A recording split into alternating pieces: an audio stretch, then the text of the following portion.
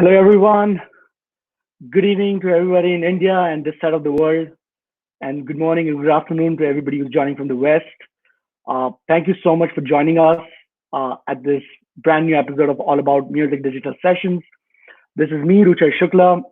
Uh, I represent the marketing for Outdustry, which provides market leading A&R marketing and rights and management services in the China and India music markets. So here in India, we look after some of the biggest names like Love, Dua Lipa, Major Lazer, Diplo, and on the local front, Says on the Beat and Lost Stories Now. That's enough for me. We have a whole bunch of exciting things to carry on today. All About Music Digital Session is an extension of India's premium and all-inclusive music conference, All About Music. These digital sessions, the team All About Music aims to address the various questions the industry stakeholders have with the help of the global music industry experts. And today, we have some really cool experts from across various industries who will be here in addressing some really good marketing ideas. So, before we dive into the exciting topic, I think it's really important to address where we are lying at the current state of the music industry. It's the most difficult time that we are all facing with the current pandemic going on in the world. As an artist manager, labels, we've lost our major source of income, which is live. We do realize how important it was for us, and together we're going to fight this and come back stronger. But till then, there's a whole bunch of work to do on the quarantine life that we're all living in today. And I think being as marketeer and being as the artist managers and artists today, our role for marketing and promotions becomes even more important because there's so much happening in the digital age. An audience is losing their attention with the video on demand, the gaming, the audio on demand, and so many things happening on the digital front. Today, we're going to address some really key ideas, and we're just hoping that at the end of the session, you take home some couple of ideas and implement it for your next big release and find it helpful. Let's dive into it. Welcome to How to Cut Through the Digital Clutter, the Secret Sauce. I want to bring in my first panelist for the day, all the way from the West Coast. He has established the M Theory Artist Partnerships division, where he leads global marketing strategy for a roster of entrepreneurial artists, including Major Lazer, Flume, Peter Biscuit, Diplo, and many more. Ladies and gentlemen, put your hands up together for Eric Fritschi. Thank you, Roochay. Eric, good morning. How you doing? Yeah, very good. Thank you for having me. Thank you so much for joining us. I was like all the way joining from West Coast, and I straight out of Compton, the soundtrack playing in my ears. So it feels great to have you. Thank you. Moving, thank you. Moving on, bringing in our second guest. I think somebody who does not need much of an introduction. We've all seen him right from the 90s, a brilliant playback singer, an incredible television host, model, Bollywood actor, and he's performed in more than 100 plus songs as a child artist. Aditya Narayan, welcome on board. Hey man, how are you? I guess you're on mute. Can you just unmute? Hey guys, can you hear me now? Yep, much better. All good with you? Oh yes, yes. Yes. How are you, man? Great. Thanks for having me. All good. All good. Thank you for joining us, Aditya. We'll just come back to you in a minute. A third panelist, and I think being an artist manager, there's no way that you can escape this guy. You would be fondly in love with everything that he works on. He's every artist's dream as a manager, a serial entrepreneur, and has built in unique content and brands out of the artist from his unique roster, and has taken them to global stages like Tomorrowland, Mr. Wembley Arena, and etc. Ladies and gentlemen, Aayushman Sinha in the house. What up, Roochay? How are you doing? What's up, guys? What up, bro? How you doing? Hi. Hey man. Welcome. How's it going, guys? All good. Thanks for Good. joining, Aayushman. I think today, considering we have like a unique combo of an artist manager, and a marketeer, uh, there's so much to cover here. And in my mind, I'm thinking, let's just bring in straight dive into the questions here. So opening with the artist first question, and we've always been pro artist centric sort of a way, sort of a model. So for Aditya, I mean, you're a person who wears many hats, Yeah, and including this one. including the new one, the brand new one that you've debuted today. As an actor, as a great TV host, an incredible singer, but how do you want to know yourself, and how do you want yourself to be known as in the coming days, in the coming years? Oh well, I've always said that I'm a musician first, and music has always been my first love. And I think everything that I do is kind of, it's in some way or the other related to music. Most of the TV shows that I work on or host are music reality shows. I debuted as an actor because at that time nobody was offering me work as a playback singer, and a lot of people were asking me if I could act, and my condition was, if you make me sing all the songs in your movie, I'll act, because that solves my purpose. So yeah, so I am a musician first. um, I've always wanted to, because we've grown up, we're 90s kids, most of us, and we've grown up in the generation of MTV and Channel V, where दिन में they used to show all the Hindi music videos, indie pop, and Raat mein we used to watch all the foreign international artists and their music videos. So somewhere along with following Indian Bollywood music, of course, because of my father as well, and um, but I've always kind of wanted to make a mark as as a as a musician, not just in Bollywood music. And I would love to represent my country internationally, and get the kind of recognition that we deserve. India as a country has so much talent, so many talented musicians, writers, and uh, you know. Um, I used to say this about the Latin music industry as well, because a few years ago Latin music wasn't wasn't considered global music, but today you see, I think the most viewed song on YouTube is Despacito, which has some, I don't know, 6-7 billion views. And I genuinely believe that India is next. India is the country where the rest of the world is going to turn towards when it comes to music in the future. Fantastic, man. Very glad to hear that you're calling yourself as an art, as a musician person. I think that's why we are so thrilled to see you take your musicianship to next level in the coming days. Moving on to Eric, I think all of us are very curious to know all of the stuff that you've been doing in India. And I think you were one of the first ones to dive into the market 5 years back, when everybody was still very keen to explore what's happening in the India, and everything out there that's happening was at a very early stage, even at an early stage right now. What is the importance of this region? So why India? Well, for me personally, India holds a special place in my heart. And I hope we make it through this crisis swiftly and safely. For our artists, we've always had to find success in our home countries first, and then look outside.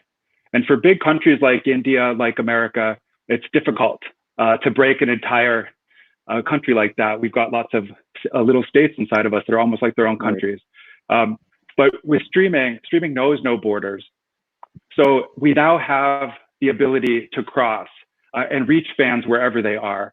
And actually, we saw with Lean On first with Spotify and with YouTube, we started to get action in Mexico, and we saw for the first time that fans were listening to U.S. playlists, European playlists from wherever they were. They were curious, and so we were able to break Lean On, starting actually in Denmark, where the singer Ma is from, and then spreading it across Europe, watching it go to Australia and Mexico. And the US was actually the last.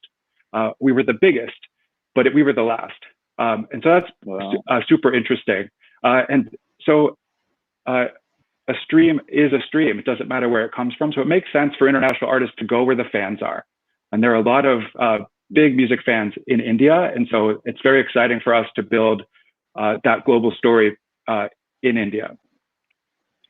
It's really interesting to say that you mentioned that with Lean On, you broke into Denmark first and then in US. And I think that song is going to be still a very special one always for India. I mean, who would have imagined a music video shot 80 kilometers outside Mumbai in Karjat today has 2.8 billion views? What just happened there?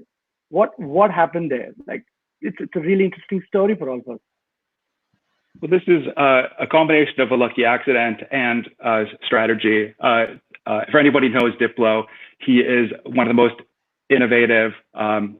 He has amazing instincts.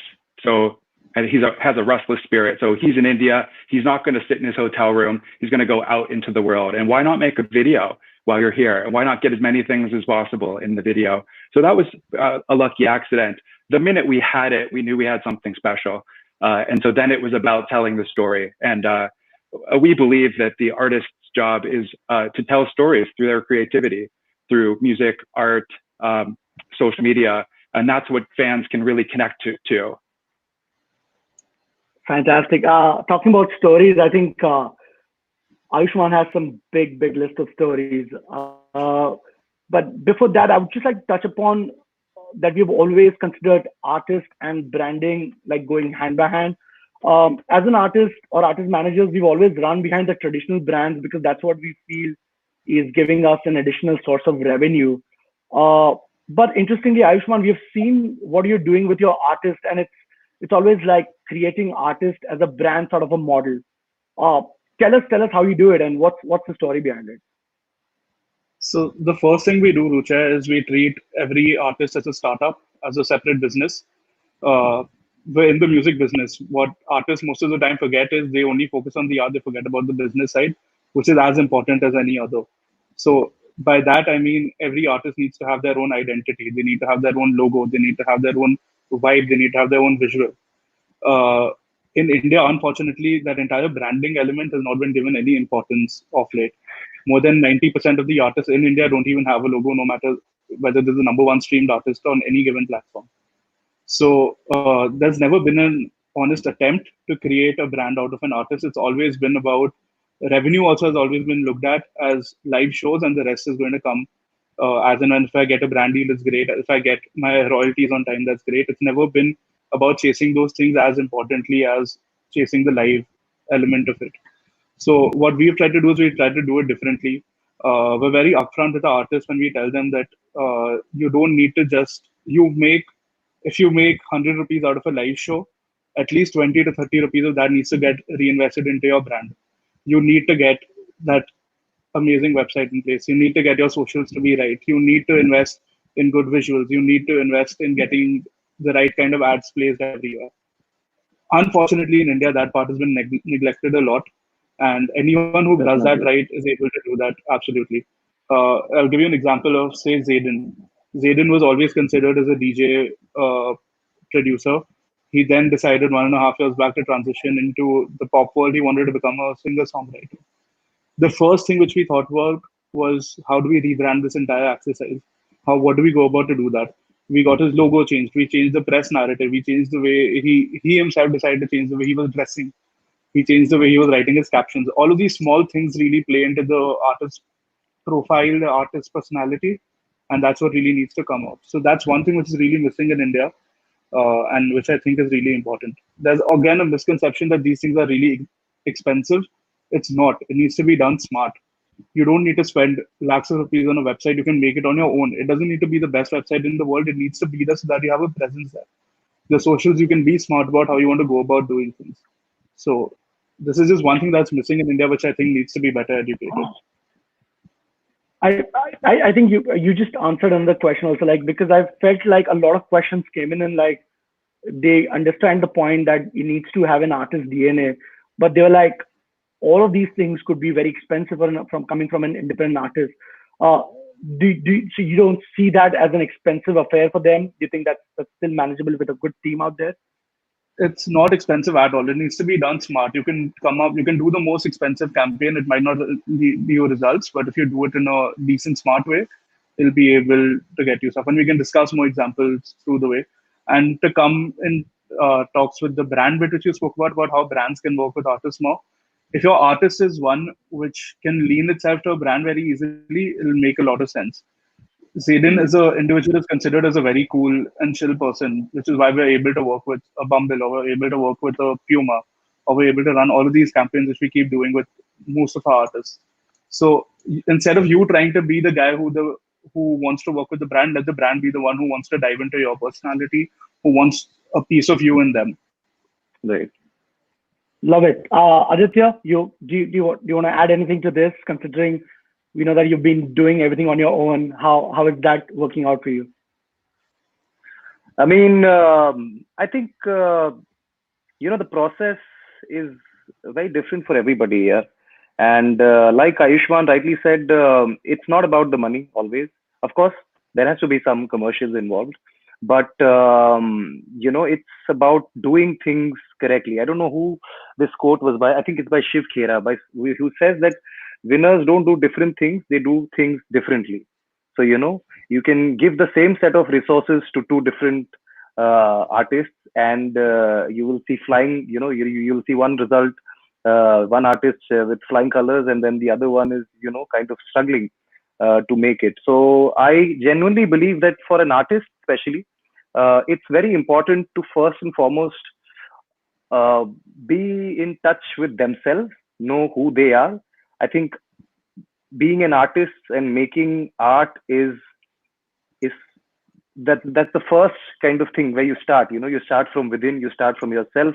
Everyone has a different personality, you think differently, you talk differently, which means uh, you know the way you compose something or the way you write something is different. Um, and I also uh, I'm somebody who does a lot of homework. So uh, apart from learning from my work and my mistakes and my success and my failures, I'm also constantly seeing what everyone else is doing, and everyone else is doing a lot of stuff right now. There's so many artists and so Yeah. many bands who are making uh, fantastic music videos and fantastic songs, and I really get to learn from everybody. You see that the Punjabi music scene is so big and it's doing so well. It's an industry by itself, and so is rap music right now. And somewhere I feel like when it comes to Indian pop music, Indian independent non-film pop music, that's an avenue that hasn't been explored as much as rap music or so that's somewhere where I feel like uh, I would like to explore myself. So everybody has to find what they want to do, because ultimately you have to love what you're doing. Otherwise it's going to be an uphill task, man. If you always constantly trying to be like someone else, कि ओ okay अरमान का ये गाना चल गया और उसने ऐसा गाया, let me try and make a video like that and let me look like him because he has some millions of followers. It's That's never going to happen. So it's you have to be true to yourself, find your identity, and most importantly, like I said, I believe that it's always about being you. That's what everyone's USP is. Everybody is different, and what makes us is uh, who we are. And there are so many people that won't relate to it, and there are so many people that will relate to it. Love it. The fact that you said there are so many comparisons out there, and it's often leading us to a very competitive world where we go into the views and followers, and I think that the real essence of music gets lost. So Absolutely. very true to say about your unique identity point. Eric, on that front, how do you guys tackle internationally as an artist, as a brand? Do you see you position your artist with multiple markets, with a multiple branding approach? You treat independently, or you go with the one global strategy? Any insights there? Well, I agree with everything that's been said, especially the you part. The artist has to be themselves. We believe fans are looking for connections. We're asking them to give up a lot, either attention or to buy a ticket. So they need something to connect with, and it has to feel real and credible. It can't feel faked. So that's what we need to do. And the artist can stand for something simple. If you're a complicated person, then that's great. You can have lots of nuances, but you can also be very straightforward. Major Lasers, for example, is making the world smaller by making the party bigger. And you can have a lot of fun within that. And you can customize that for each location and region because everybody likes to party. Cannot wait for that party to get started post this, once the virus gets kicked down in the world. Talking about fans, I think one of the very, very interesting interests from all of the questions is about the fans. And I think we've seen that fans are the new gatekeepers today. They tell the stories better than anybody else. How does this transcend for you? And how do you see the momentum on the DSPs versus YouTube as a whole? Eric? I think, as the DSPs have grown, they've had to rely on recommendation engines to keep up with the fans' need for personalization. Everybody, every artist is unique, every person is unique. So they need different things. I think God or the day that 30 playlists can speak to the world. We need hundreds of thousands of different playlists. And how do you do that? It's by recommendation engines. And those really just harness fan behavior. So I think a lot of people get scared about a machine picking what's popular or not, but that's really not what's happening. What's happening is they're looking at fans. So the fans are determining what they like, and that's spreading to other people.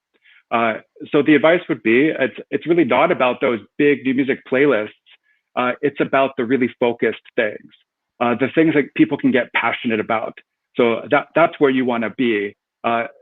Playlists that are focused on your genre or your mood can be much more effective than the scattershot bigness.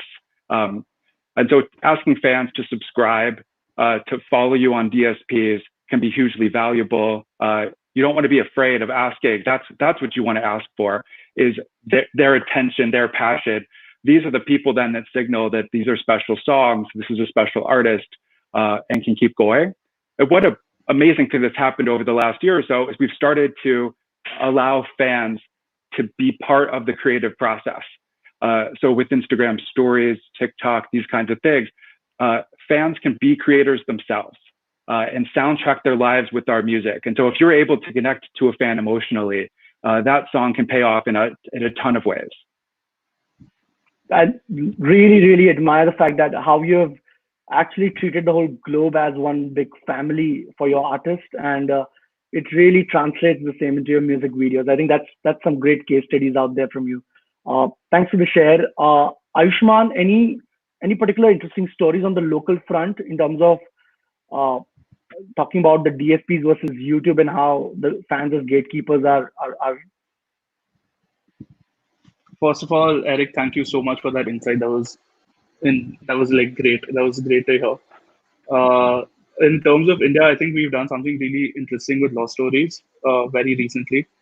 They were playing these shows with Alan Walker. They were playing 3 shows where they were opening for him. And they dropped this one edit, this song called Vasigra, and that really blew up. And all the shows, we got an insane response to that. So we thought we obviously traveled with a videographer everywhere. We took a video of that. We put it up on Instagram just to see the response.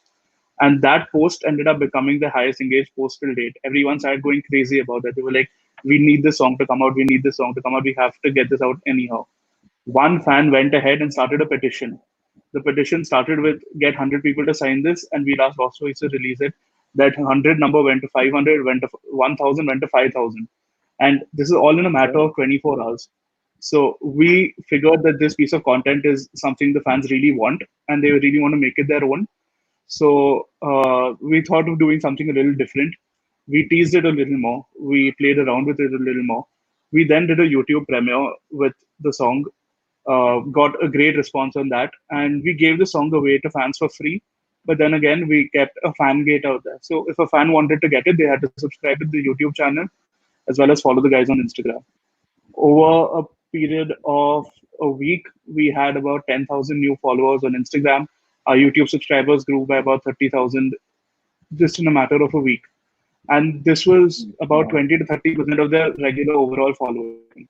So we knew we had a great piece of content. We just wanted to make sure we grow the audience in the right places at the same time. And we did that. And now those guys are the most engaged fans that we have on our platforms. Those are the ones who are commenting on every single thing. Those are the ones who are driving all our numbers. At the same time, when Arman's Control came out, his fans on their own, introduced the concept of watch parties and stream parties, and they started doing it. So they've got 300 fans on one thread listening to one song over and over again at their houses. They're trying to contribute to stream numbers in whatever way. We obviously aren't advocating that, but fans on their own are also starting to get a lot more creative in the way they want to support their artist. So the more you're able to connect with your fan, the more you're able to gratify them. I think they'll be with you till the end, and they'll be with you to push your numbers for you.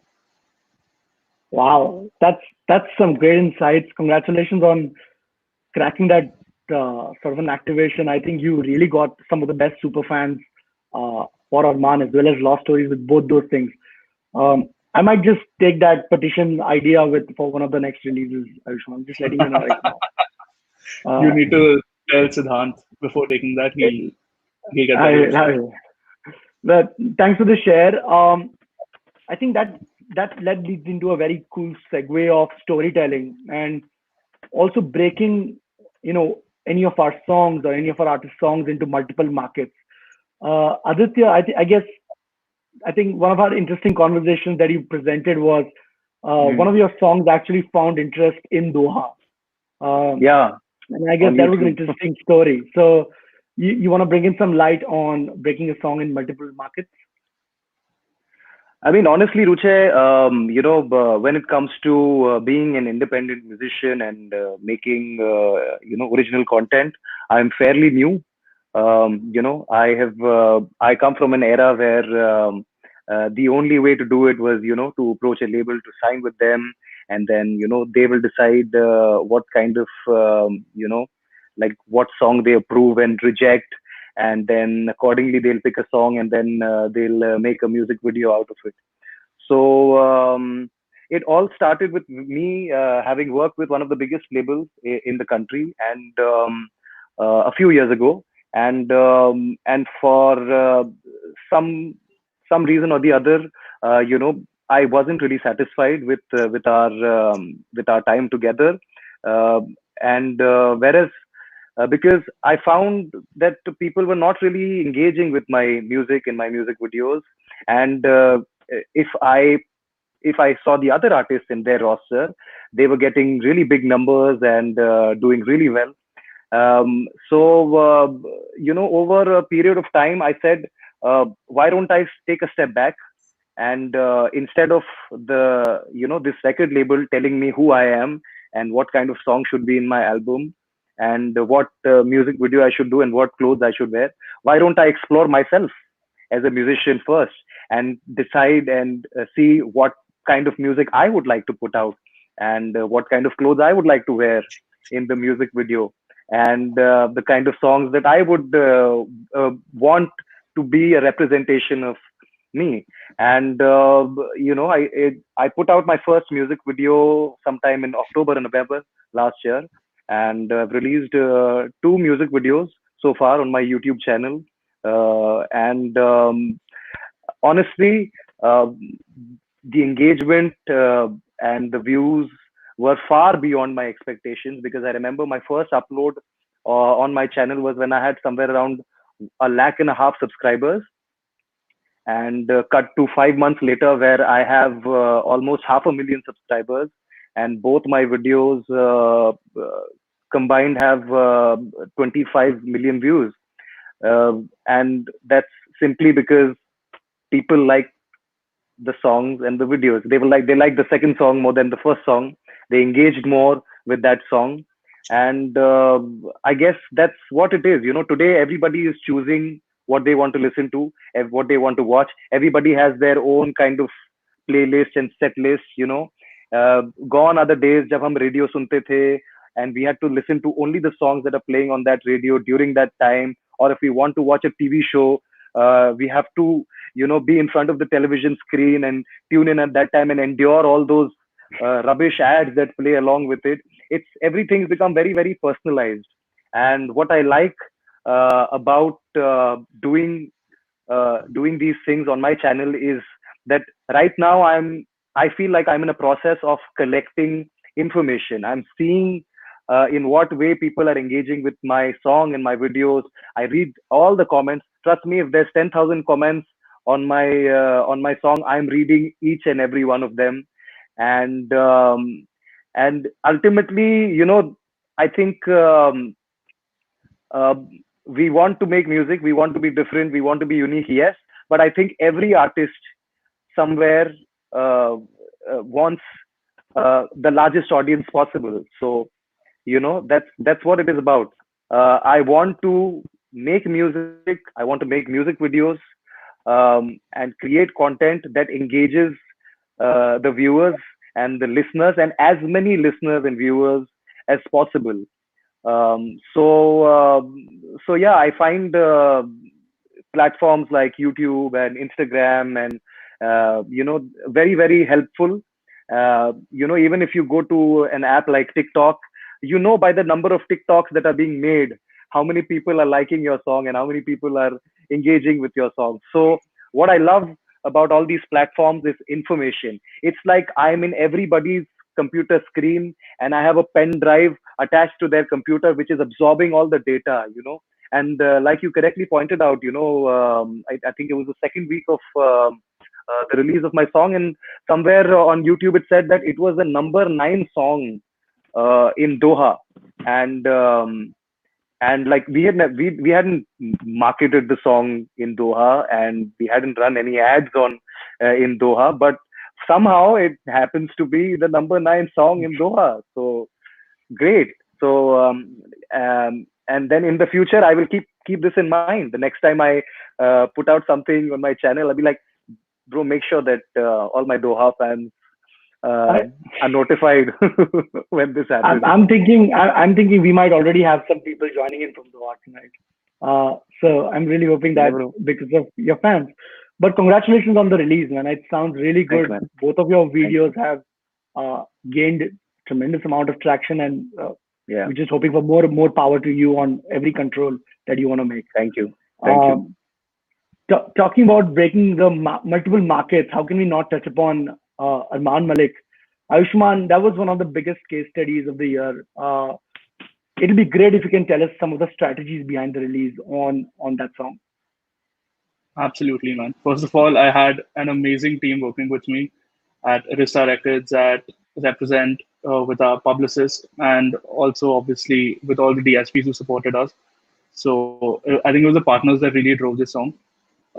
We wanted to do something very different with this song because it was Arman going international for the first time. It was a statement from his side. It's been his dream to do this for the longest time, and we didn't want it to go unnoticed. So we did a few very radical things to kind of start doing it. First, Arman's known to be very, he's always on social media. He used to post twice to thrice a day. The first thing we Hmm. decided to do is to archive his entire feed.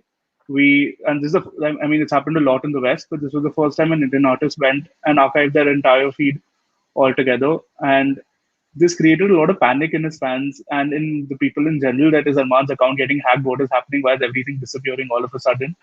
And one very important line from Arman's song was, "I can't take it anymore." And that was the first post we put up as a text post on Arman's feed, just saying that I can't take it anymore. We did this at midnight. We woke up at about 10 in the morning to around 150 news articles, media articles from the biggest, like Republic and all your TV channels, Hmm. to regular blogs, everyone talking about this, saying that what is happening? Is Arman depressed? Is he upset about something? Has someone hacked into his account and is someone trying to mess around with it? We wanted to build curiosity, basically. We were very successful in doing that. We then put out the second lyric from a song, and then we finally put out the third lyric, which was the hook of the song, which gave away the fact that, okay, this is a song, and it's called Control, because that was the way we sort of designed the artwork. Cut to right after that, we put out a Billboard article which stated that Arman's going to be going international now. He's tied up with Arista Records, and his first single, Control, is going to drop on the 20th of March. Right after that, the same 150 people who covered us for the first time completed the loop by doing another round of coverage, updating their readers on the story, saying that this is what it actually was about, this is what actually happened, and we're really excited for the song to come up. we built a lot of curiosity to this. We found amazing partners in Spotify for this entire launch, and a huge shout out to Paddy and Tulika for everything they did with us. Day one, new artist in that part of the world broke into 17 new music Fridays all around the world. He was on the cover of this one playlist which we were really targeting throughout called Global X, and that's what we really want to represent. That we're global, we're Indians, but we're global. We deserve to be everywhere else, and he got the playlist covered to that. He got placed in playlists like Shisha Lounge in the Middle East, and surprisingly, he got placed on a Brazilian workout playlist. And that's when we realized that okay, maybe people in Brazil are going to enjoy the song. So we started running campaigns out there. We started running campaigns in the Middle East. Both these areas ended up becoming our second and third most streamed regions after India, leaving even the US behind. So No. again, idea was to touch the US, but then we just realized that Brazil and the Middle East are such a good market for us to dive into. We also got very cryptic with the way Arman was teasing this song in particular, because that's the vibe we want to start building for him. So, from a month before release, we started a playlist on Spotify called Hooked, which was Arman's artist playlist. Every single time we would refresh it, which was every Friday, if you read through the songs, the first alphabet of each song would spell control. And we did this week on week on week. And fans then started realizing that this was right in front of us. Arman was going to a concert. We made him wear a T-shirt which said "Control." He got papped at the airport, and then the fans realized that oh my god, he was talking to us about his song all this while. It was right there in front of us, and our reason for doing this is because we want fans to be more engaged with him. We want fans to dig into every single thing he's doing. So now when he's putting everything up, they're wondering that is this something to do with the next release? Is this something Mm. that's going to be there? Our engagement on Arman right now is higher than it's ever been, and that's something we wanted to build.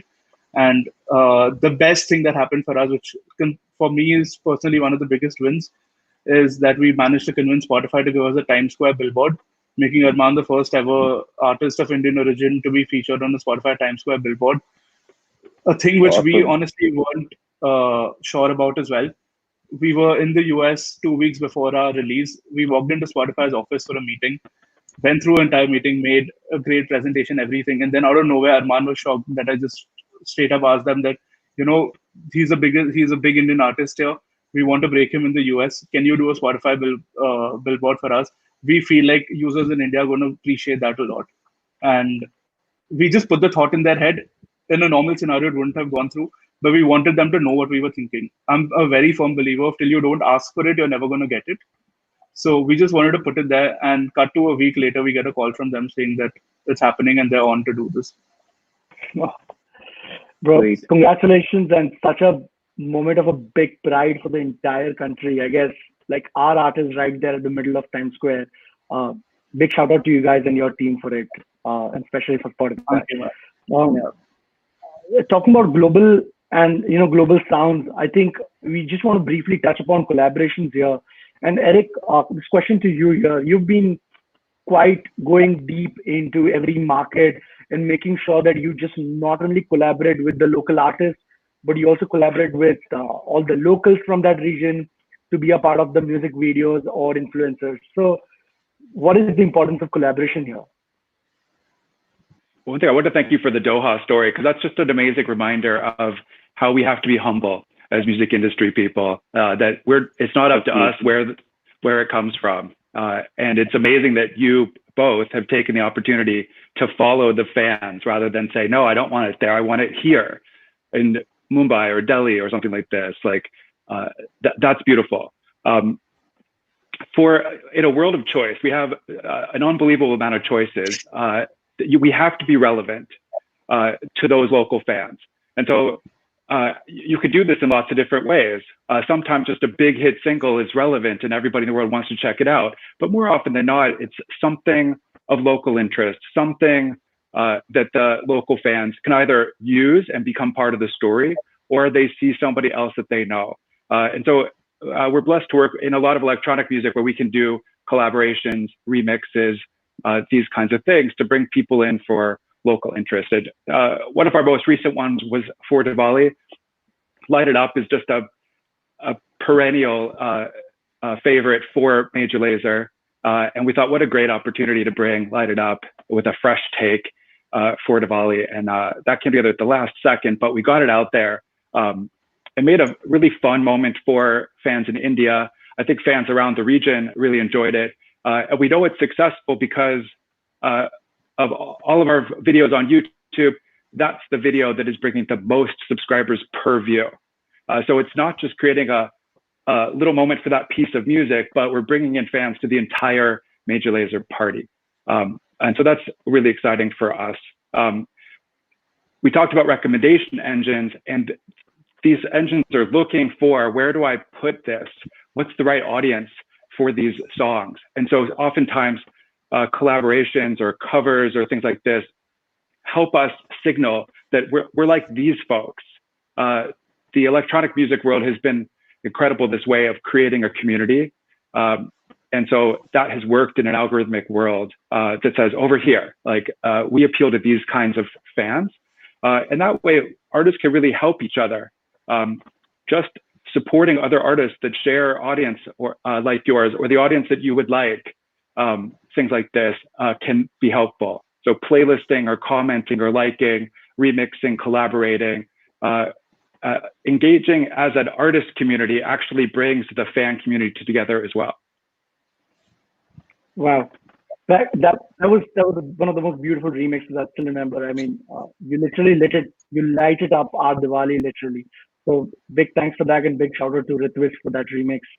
Aayushman, any quick thoughts on vice versa, going like our local guys collaborating with international artists? Do you see some great insights happening there? Do you see a movement happening on the global front? I mean, every Indian artist wants to collaborate with an international artist. I think that's something which we're really passionate about, because Indian artists in general appreciate a lot of international music. I'm sure you must be getting at least 5 collaboration requests for Love every week from any of the other big artists out there. But it's something which we definitely want to do, because it brings a different kind of audience to the kind of music we're doing. We did this with one of our artists, Lost Stories. We've been working very closely with Kashmir for a very long time, who's a big DJ in the US. He has a massive Indian following as well. Very similar sound between the two artists. It's very necessary to find a common sound before you're able to do something. But we were able to find that between Lost Stories and Kashmir.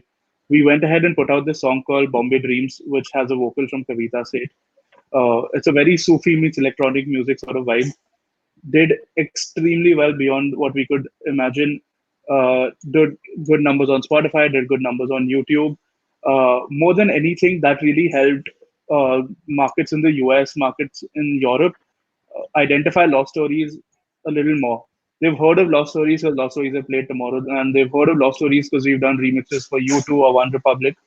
But this is the first time they saw an original piece of content between an artist who they know and an artist who they've heard of. And now we've been able to convert a lot of international overseas fans to become generic Indian fans. And I think with the outburst of Latin culture and the outburst of K-pop, the world's become a lot closer. People aren't really bifurcating basis language anymore. If they like something, if they think it's cool, they're going to want to hear it over and over again. So whichever Indian artist is able to crack that right, who's able to get that first, has a long way ahead for them in becoming a global star. Nice. I just really wish that we keep breaking borders like this. Guys, I'm just being a little careful on the time yet. But I think I think one of the biggest partnerships to address on this talk is about gaming. We've all seen as the clear winner out of this entire quarantine is games, and the amount of traction that is gaining and the amount of mind share that it's taking out of the consumer is going leaps and bounds with each day.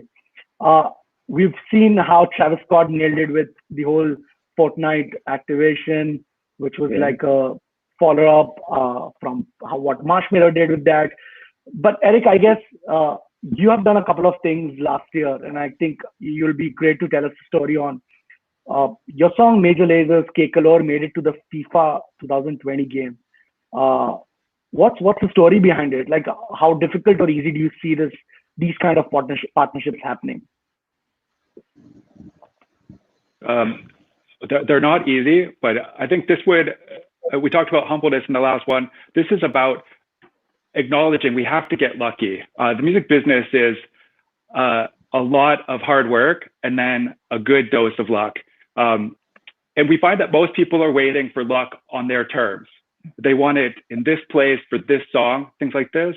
And we believe in sort of making yourself lucky, creating opportunities to get lucky, acknowledging that you still have to get there. This perhaps is an example of this. We have great partners at EA Sports, and they had heard a very early version, an early demo of K Color.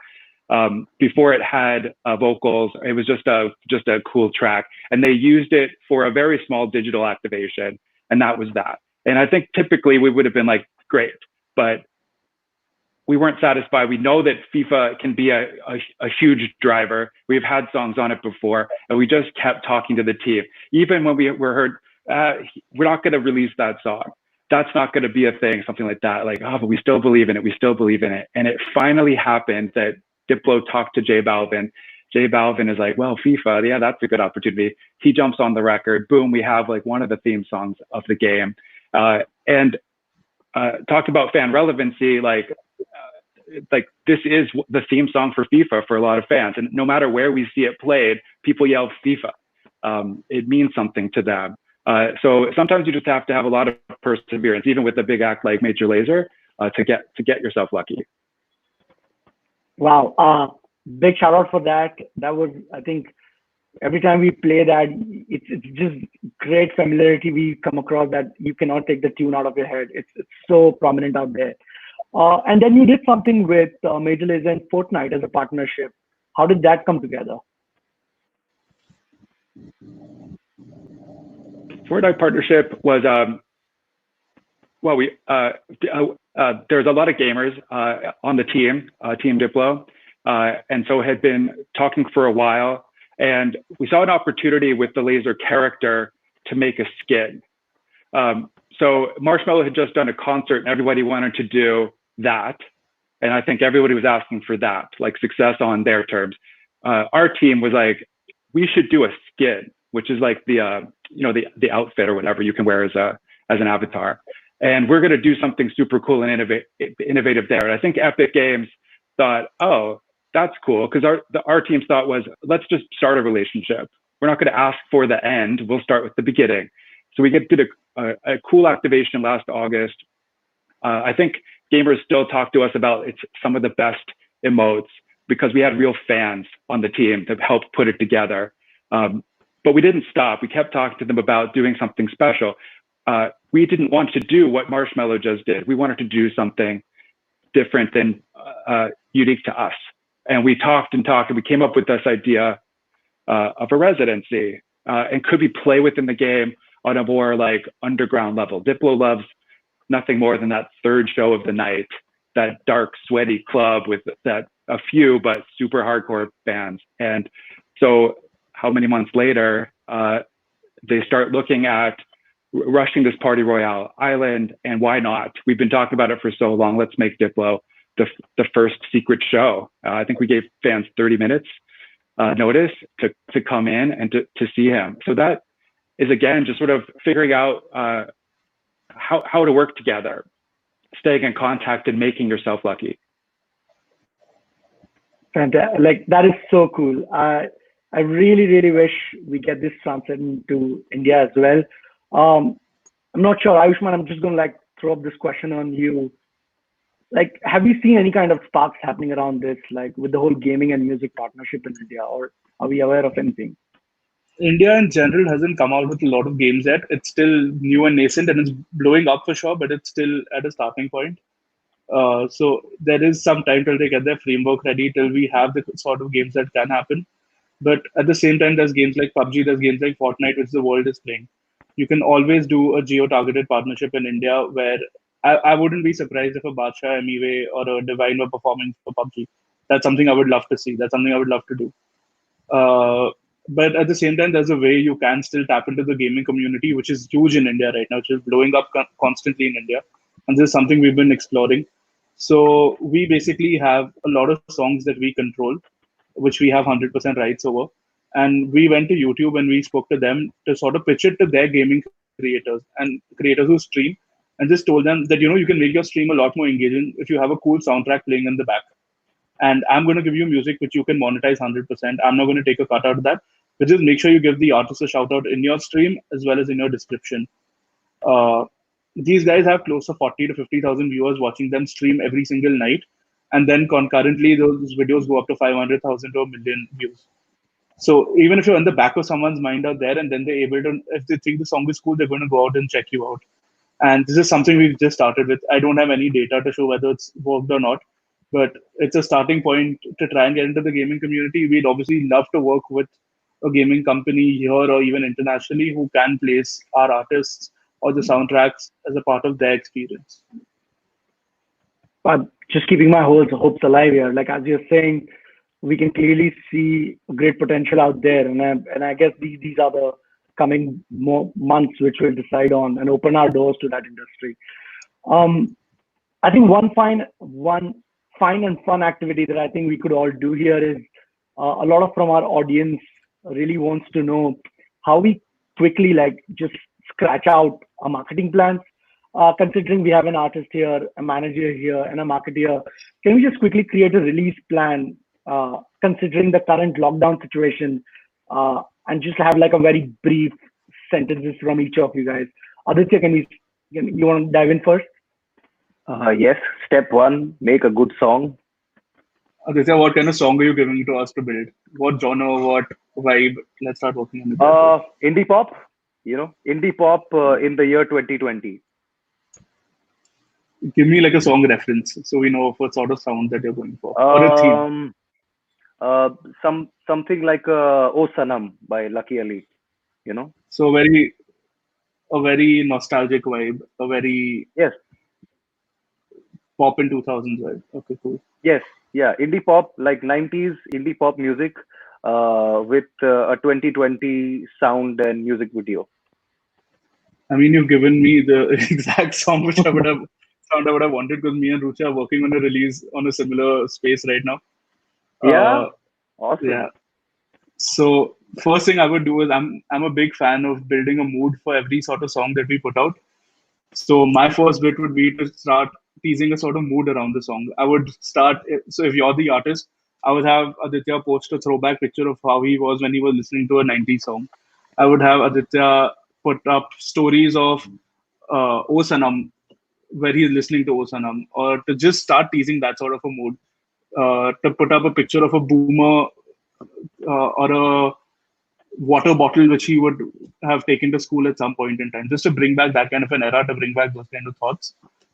Right.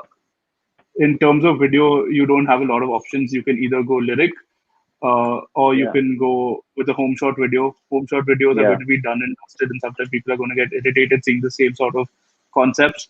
So I unless have you're a doing terrace, something, so I could use my my terrace for the music video. one cool music video and definitely one cool lyric video, according to me, because the more assets you have, the better.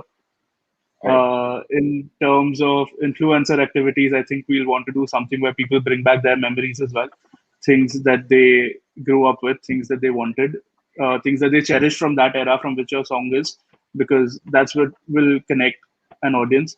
So a TikTok campaign which brings back those kind of memories, or Instagram campaign that brings back those kind of memories. And one thing I would definitely do on this song is not focus too much on YouTube, but focus a lot on streaming, because there's no Bollywood release that is coming to sort of eat up your space right now.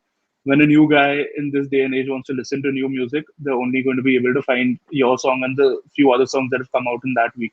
So we're going to get great placement on playlists. We're going to get great placements in terms of marketing, which a lot of streaming platforms do offer. So that's sort of how I would want to approach it. Lovely. Wow. Roochay, Eric, you'd like to add? It's hard to follow up with that. That sounded amazing. I agree. It starts with incredible music. That it has to start with that. Mediocre doesn't cut it. Nobody feels passionate about mediocre stuff. I would challenge you to, if you can, not just have one song, but multiple songs. You talked about it was the second song that reacted better than the first song. We don't know. Right. So I would already be planning for multiple songs. the way that the recommendation engines work, you often are your best refer to yourself. So having multiple songs out there to talk to each other would be great. Making as much content as possible, absolutely. So that's hard if you're not an established artist. You have the resources to put those things together. But for somebody without those resources, I would challenge them, pick the platforms that really think resonates with you and your audience. So you can't be everywhere, especially at this time. So what is it? Are you a TikTok artist? Is that your place? Or YouTube, these different things? And then make great content. It's all about creativity and imagination, not budget. So if you're having a hard time, you're not letting yourself go. Make something interesting. Outside of YouTube, it can be short. So that might be a way that you get a smaller creative idea out there. Interact with others. The latest Major Lazer video was supposed to be one of those big budget, like shot in London and LA kind of affairs, and we couldn't shoot it with lockdown. And our director, Philip, had an unbelievable idea, which is, why not decentralize the shooting? And we'd ever thought about it like that. Like, we've always gotten a crew and then cast people to be in it. And instead he cast people and said, hey, shoot it, and then send me the footage. And so he had the rough idea of what the video would look like. We could do that as independent artists, friends or fans or family. Hey, I need a shot of this and you're near the beach. Can you shoot this part and send it back to me? I'm going to edit it together. So challenge yourself to just think different. And then who has the audience that has the overlap with you that you could blend with? That might be the easiest way to get marketing, rather than knowing a big way to get Spotify for the billboard that you can get because you're established. Who has your fan base? So Lost Stories working with Alan Walker or something like this is great. So find people like you and interact with them. Support each other's content might be the best kind of early marketing you can do. And then once it gets momentum, here we go. You need a solid team to work on traditional marketing. And that's where DSPs, club play, radio influencers can amplify it. That's perfect. I would just like to quickly, considering all of the points that you guys have touched upon, I would quickly like to jump on the content part. I think I'm a big fan of content around the marketing plan. A lot of artists often think that they need to be on TikTok, they need to be in front of camera. But if you are that kind of a personality, it's good, it works for you. If you are not that kind of a personality, there are many other ways of doing it.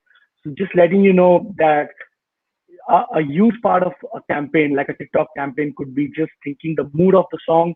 Like, for example, for Plume, who is an artist, an incredible Australian DJ, but he is not one of your TikTok guys. But there is a way we still did a campaign out there, which was for one of his songs called The Difference. And we did something like, you do a difference of what you were before quarantine and what you are in the quarantine. So it's a quick transition. It's called #difference, but you know it is in sync with the song. It is in sync with the tone of the music. It is in sync with the artist. So I guess don't really feel shy on that when it makes the content. Awesome. Guys, I think the audience out there is waiting for some questions to be answered. Team All About Music, can we bring in some questions for the guys? All right, we have the first question from Mega. Eric, this one's for you. You managed or was a part of digital strategy like Major Lazer and 21 Pilots, two different genres, and how do you plan strategies to the global market for them?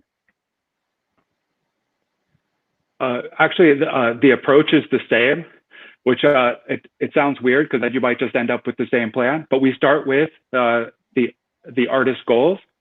What is the artist trying to do creatively, business-wise? Who are we reaching?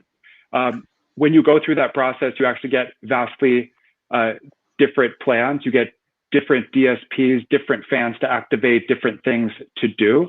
But we run that process and figure out what the goals are. So 21 Pilots has done an unbelievable job of creating a culture around themselves. When you go to a 21 Pilots show, everybody is either wearing the merch or handmade merch or something like this. So that's about talking to the hardcore fans. Major Lazer's fan base is the partiers. So we have a much more casual fan base, very global. And so we have more of that sort of a casual approach to it. But that's how I would do it. Great. Thanks, Eric. Can we bring in the next question? I think everyone on the chat is just fans of Aditya, and they just want Aditya to sing. I think that's all that must be going on. Really? Is it? Gosh. Okay, the next one's for Eric or Aayushman. You guys, any one of you can go in. How does an Indian artist build a social media following internationally? Am I not talking about an Indian diaspora? So how do you build an international audience? I think Eric already sort of covered it in his previous point about interacting with other artists who have a similar sound, who have a similar vibe as you. So if you're a singer-songwriter just doing straight up pop music and you feel that your music is in sync with the sort of guys, like pick 3 artists who are just like you in the US who are putting out the same kind of music, start interacting with them, figure out how you can start working on a record with them if it makes sense. Start interacting with their fans, tell them that you have this song and you'd love for them to check it out. Running basic, if you have a song which is already ready, running a small Instagram campaign in another country can go a long way just to see how it tracks out there. Maybe you feel like your song is made for the US, but when you run this campaign there, you realize that people didn't really react to it. But at the same time, when you ran it in the UK, people out there really thought it was a great way to going about it. So don't, I mean, when you really want to go international, do think a bit more on the advertising side as well, because you need to be pushed in front of someone. It won't happen as organically as possible. That totally makes sense. Eric, you want to add anything or? The only thing I would add is I would not discount the Indian diaspora. Those may be the exact people that pull you to New York or LA or London, and they have friends. So what you're trying to do is just signal people like this, people are reacting to it. And so you might end up getting into Discover Weeklies or these kinds of recommendation engines because of the diaspora pulling it into different places. Totally makes sense. I guess we have time for one last question. This is from Brijal. How do you reach the million mark on social media? Aditya, oh my gosh, yes, Aditya, everybody is behind you. I mean, it has to be you. Was there a strategy? How did I reach the million mark on social media? I did everything that I was supposed to not do. And that's how I reached a million mark. Basically, I just did whatever the hell I felt like doing. Yeah, honestly, there were so many people who will come up with various plans. Okay, you have to post on this day and you have to post at this time because people go to the office and they're apparently browsing social media. But I think what has worked for me is, I have given fans the information that I believe they are looking for on my social media accounts. Instead of me just posting pictures of, food that I'm eating or just random stuff that I'm doing, I've always kept my posts very informative. I inform my fans through my pictures and my videos about probably what I'm doing, what I'm planning next, how much fun I'm having during a shoot. So, the strategy I think is to try and engage your fans. People always go behind numbers. Like, my dear friend Brijal over here is like, how did you reach the 1 million mark? Because that, if I reach that mark, I'm a successful artist and, I'm loved. But that's not how it is. Even if you have 10,000 followers, but those 10,000 followers are engaging with your posts, with your, because ultimately, why am I on social media? I'm on social media so that every time I release a song or a music video, people engage with that, because I don't really want the likes on my pictures, because that's not going to get me anything. I already know that I'm fairly handsome. So, that's not new information. But the idea is that whoever these 1 lakh people are who are liking my picture on Instagram, I should try and retain as much as this audience and then carry them forward to another platform. Because YouTube is primarily the platform where people are watching my videos. And then there are all these streaming apps. So I always try and engage people. I try and talk to them. I won't. I'll be probably I'm bored today in quarantine. I'll be like, okay, hi, I'm coming live.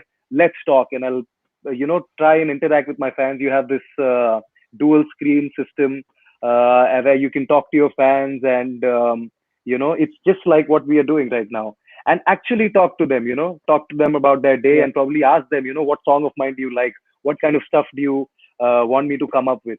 So I don't treat social media as a job that I don't like, because I don't really like being on social media much. But I look at it as an opportunity to interact with my fans, with my friends, because these are the people that are eventually going to listen to my songs, download them, stream them, or watch them. So yeah, keep it engaging, keep and be yourself. Ask questions.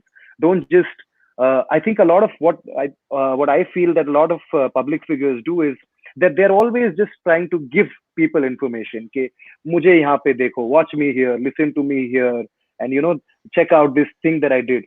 But conversation, as we all know, works both ways.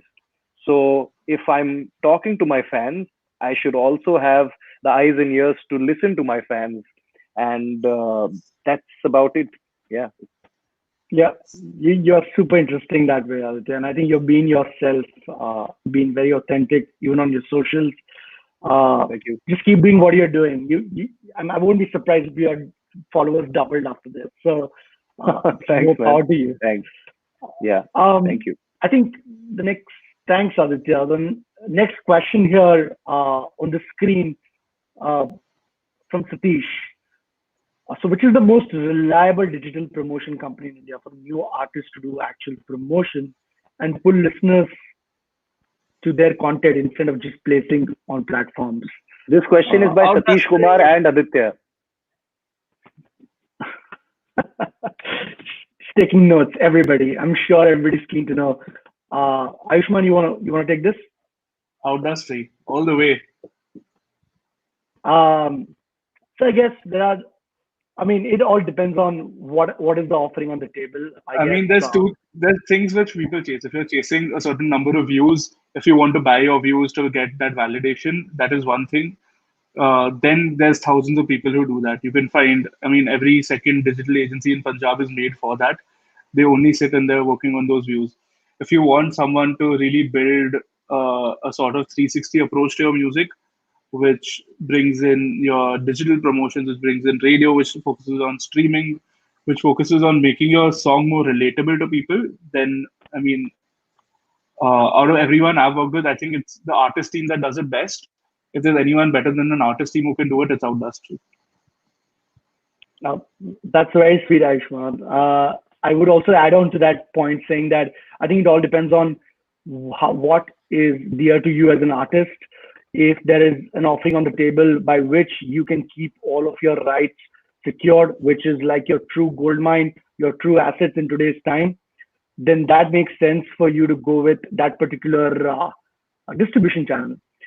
But I think if there is only a one-time promise of making the promotions, getting you to the views and getting you to the millions, but having no rights on the table, I don't think that's a great deal on the long run. So take a decision by keeping that right side of the business and rights dear and closer to you. I think we'll take one more last question, and then we might just have something interesting for all of you. So this is from Gina. We have the biggest artist, yet the artists that we're working with, American artists, are already done. Why are they working with the bigger mainstream artists, new artists, happening artists? So what are we lacking? Yeah, the biggest artist is the artist.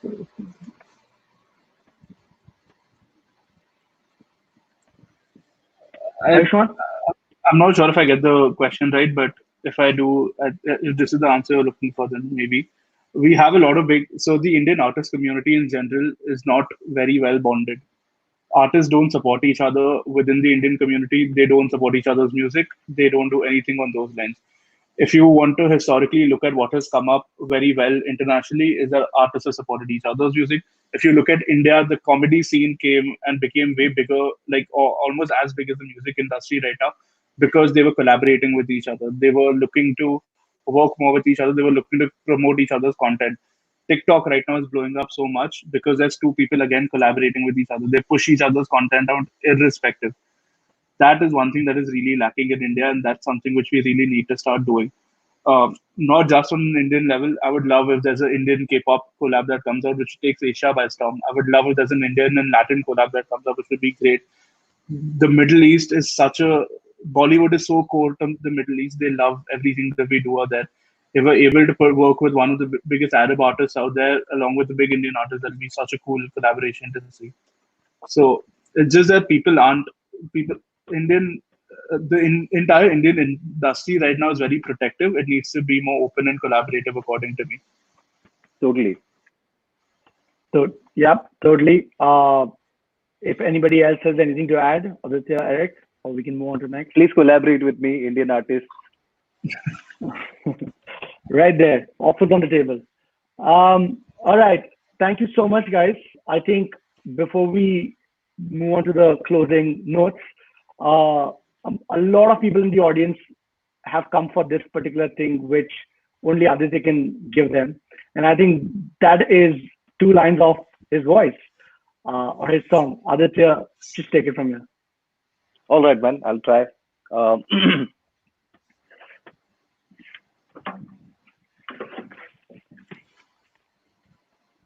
so I'm going to sing a few lines from my latest single, मैं डूबा रहा हूँ.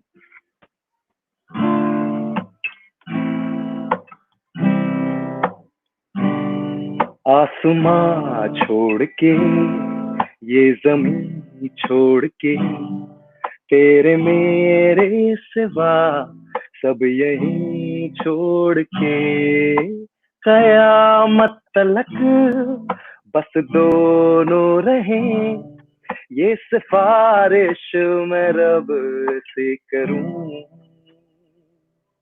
मैं डूबा रहूं तेरे प्यार में मैं डूबा रहूं मैं डूबा रहूं तेरे प्यार में मैं डूबा रहूं. Wow, That was amazing, man. that was really good. And I'm sure everybody sitting at the homes are clapping as well. You really made everybody's Saturday literally like a Saturday uh, and Saturday night for all of the guys in this side of the world and a beautiful weekend. Thank you so much, Aditya, Eric, Aayushman, for joining on this lovely session of how to cut through the digital clutter. I guess with our entire session, I guess we would be able to help at least few of the artists or managers out there. They would have gained at least some takeaways. And at the end of the day, what we want to see is people not being afraid of releasing music, just getting all of their music out as much as possible. This is the right time for it. All of your audience is eagerly waiting out there for your next single. It's all about the content pieces. It's all about being creative out there. So keep doing what you're doing. Keep inspiring. Everybody, you have a great weekend. Don't forget to take some rest over the weekend and stay safe. Peace, guys. Thank you.